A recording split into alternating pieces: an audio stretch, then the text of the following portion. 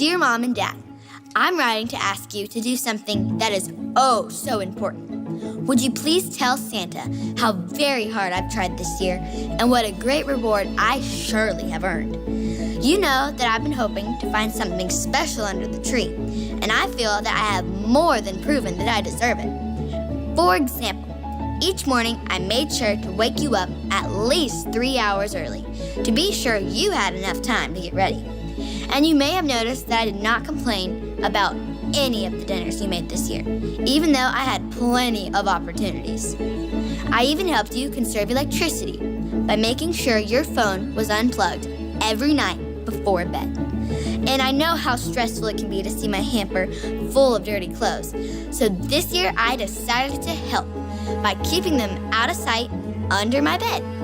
I have done most of my chores, nearly all of my homework, practiced telling the truth, sharing my toys, returning my library books, making my bed, taking my shoes off at the door, picking up after myself, rinsing my dishes, remembering to wash my hands, floss, hang up my towel, and be polite. Also, did I mention that I did all of this without drawing any attention to my good deeds even once? I hope it was enough because I tried. Please pass this on to Santa, though I am sure he has noticed that I have been working really hard. With love, your dear child. Well, Christmas is a great time of year, isn't it? Especially through the eyes of kids, because kids always know that you better watch out, you better not cry, you better not pout. I'm telling you why. He's making a list, he's checking it twice, he's gonna find out who's naughty or nice. He sees you when you're sleeping, he knows when you're awake, which that's a little creepy. He knows when you've been bad or good, so be good for goodness sake. And so because of that, because kids have this one gift or maybe several gifts in mind that they really, really wanna get on Christmas morning, and they know they've gotta be good to get it, they are on their best behavior, aren't they? All throughout December? No, they're not. They at least try to be on their best behavior, but then at some point, their 5-year-old brain or their 10-year-old brain kicks in and they just start acting like a kid again.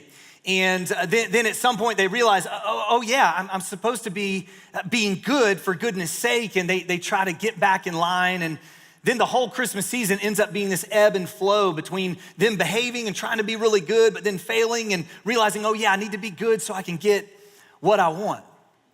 And the interesting thing is that for us adults, we can do the same thing. Now, it's not for the same reason. It's not the same thing that motivates us. We don't necessarily want a specific gift. For us, it's in order to feel like a good person at the end of the Christmas season, in order to feel like a good husband, a good wife, in order to feel like a good parent, in order to feel like a good friend, we pull out all the stops at Christmas. We go over the top. We make the most of every moment. We take things, some could say maybe even to a little bit of an extreme. I mean, why just put a few lights out in the front yard when you can cover your entire house in 10,000 twinkling lights? Why purchase just one gift when customers who purchased this also purchased ... Few of us guilty of that this Christmas season. Why get the 3-foot inflatable when you can get the 18-foot tall Frosty the Snowman? And why do this? Why only go to one family gathering and eat only one meal at Christmas time when you can hit up like 3 family gatherings in one day and have a progressive Golden Corral experience all day long at Christmas? You see, we're all tempted to try to cram everything in and get everything done and go over the top during the holiday season in order to feel like we've done our part at the end of the year. But where this leaves us, let's be honest, I mean, it leaves us stressed and overwhelmed, doesn't it? I mean, why do we do this to ourselves in a season that promises us peace? It's what leads us to quote the great theologian, Ellen Griswold from National Lampoon's Christmas Vacation, when she looked at her husband and said, well, I don't know, Clark. All I can say is that it's Christmas and we're all in misery. But we try so hard and things don't ever really pan out the way we want them to. A season starts with excitement, but can very quickly turn to stress. It starts with, the whole family's gonna be here under one roof for Christmas. We're all excited, and then we realize, that means the whole family is gonna be together under one roof. But this is when the beauty of Christmas really begins to play out. When we come to the end of ourselves, when we come to the end of our striving and our efforts and still things don't work out perfectly, it's in those moments where our joy has to come from something outside of our circumstances. And it's in these moments that God has the opportunity to shine light on where our true joy comes from. A sturdier joy, a steadier joy, a joy that lasts. If you think back to the first Christmas before Jesus was born, the world was really left wondering where it stood with God. And the only response was to try harder and to do more, to try to work their way into God's favor. And this played out in a number of different ways in different religions and all around the world. People just trying harder, trying to do more in order to please God. Ancient Judaism had promised a savior. They had predicted that a Messiah would come that would be a blessing to the entire world. This Messiah would take away the sin of the world. But before he came, people were in darkness. There was only waiting, striving, and trying to get it all right and keep it all right so that God would be happy with them. And their good deeds never really seemed to be enough, because no matter how good they were today, there was always tomorrow where they had to wake up and do it all over again and keep everything together all over again. And this left them empty and in the dark. But then in the midst of this darkness, light showed up. I love the way the gospel writer John describes the account of Jesus' birth.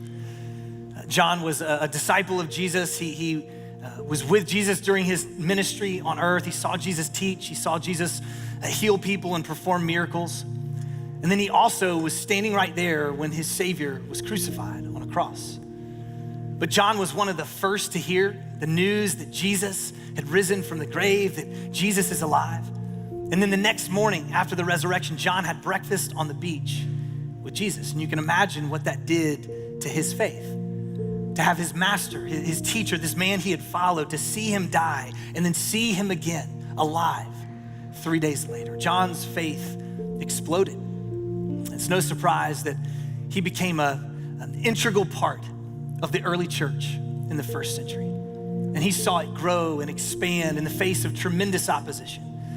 And late in his life, some 40, 50 years after the time of Jesus, John wanted to create an account of all the things that he experienced firsthand with Jesus, the things he heard with his own ears, the things he saw and witnessed with his own eyes. And here's how John documents the life of Jesus at the beginning of his gospel. He says, "In the beginning was the Word, and the Word was with God, and the Word was God. He was with God in the beginning." John describes Jesus as the Word. What do words do? Words describe, they explain, they communicate. And John, looking back 40 or 50 years later on the life of Jesus and seeing what the church of Jesus had done over the previous decades, he said, that's what Jesus came to do. He came to show us the Father. He came to communicate God's love to us. He continued and he said, in him was life. In him was life. John was saying that there's more than just a beating heart and air in his lungs. There's more than just the life that everyone else experiences. In Jesus was life unlike anything else the world had ever seen. In him was life, and that life was the light of all mankind. What does light do? Well, it illuminates, it reveals, it shows you what's true. It displays reality. It awakens us. This is the way that John describes Jesus's life. Said it was almost as if we were in darkness and light showed up when Jesus showed up. And he says that this light was for all mankind. This light wasn't limited to a certain group of people. It wasn't just for those who had behaved well. It wasn't just for those who had kept everything together, those that had checked all the boxes and followed all the rules. It wasn't just for people that were from a certain place or from a certain family. No, this light was for everyone. And then, as John talks about this light that was about to enter the world, John tells us the Christmas story. Now, it's not the one that we're used to hearing. That's the Gospel of Luke. That's the one that's read every Christmas, that in those days, Caesar Augustus issued a decree that a census should be taken. You see, Luke's account is very detailed. It's very specific. He covers every detail of the account of the birth of Jesus. John doesn't do that. John just steps back and gives us the big picture.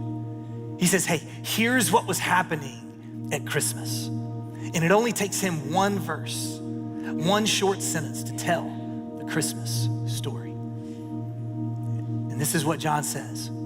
He says, the Word became flesh. The Word became flesh and made his dwelling among us. The Word, Jesus, life, the light of the world.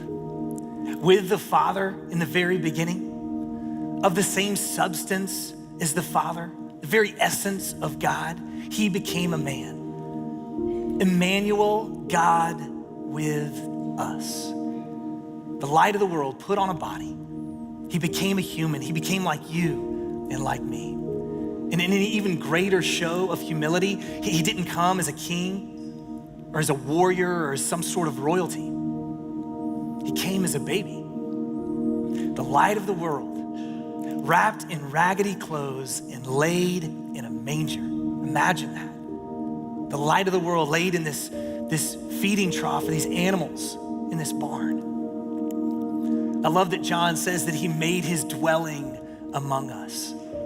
John was saying, look, Jesus didn't just show up for a few days and leave. He didn't come just to fix the problems and get out of here really quickly. No, he came to stay a while. He came and made his dwelling among us. And it wouldn't be until years later that people began to understand what his light was all about, as he taught in a new way. And as he loved those that were unlovable, as he touched those that were untouchable, as he spoke words that in that day were considered unspeakable. And then he predicted his own death, his resurrection, and he went to the cross, and in that moment, darkness rejoiced as if the light of the world had been snuffed out. But 3 days later, Jesus rose from the dead, proving that all he said was true, that all he taught was true, including the fact that he came to save all of mankind. He came to take the place of all of us who have fallen short in our own efforts. And in that moment, Jesus was seen for what he was. Jesus was seen for what he came to do, the way that John described it. Jesus came to light up the entire world through the grace and the forgiveness that he offered. The people in the first century no longer had to continue working to earn God's favor. They didn't have to worry about whether or not they were okay with God because of Jesus' work on their behalf. And here's the beautiful thing. The same grace is offered to you and to me today. That in the midst of our striving, in the midst of trying to get everything right and make everything great, yet we still fall short, we still don't get it right, things still don't work out perfectly. The grace of God offered to us through Jesus is available to you and to me. And when we receive it, when we accept this gift that God the Father sent us at Christmas, it lights up our lives.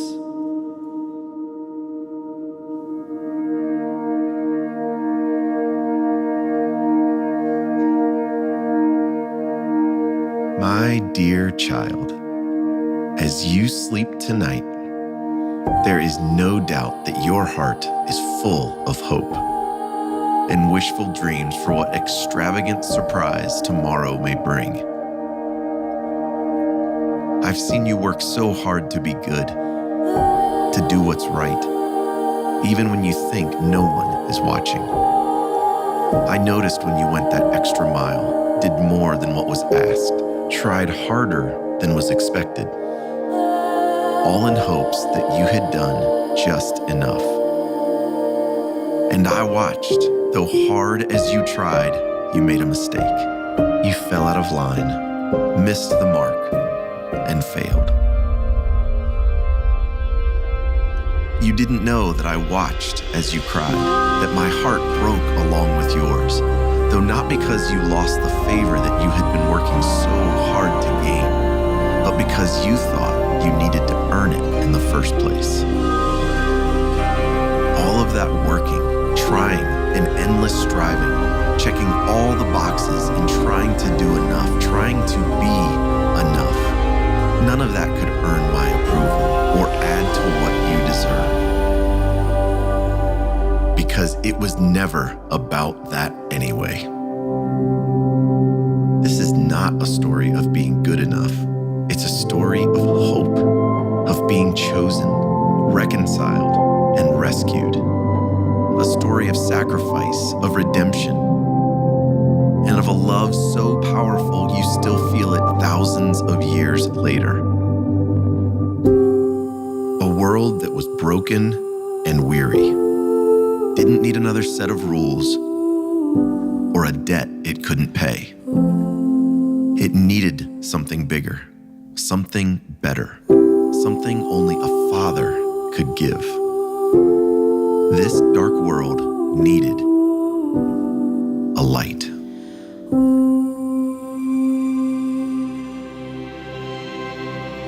Oh, light, come direct in Zion, coming like a child. Holy night, oh light, our hopes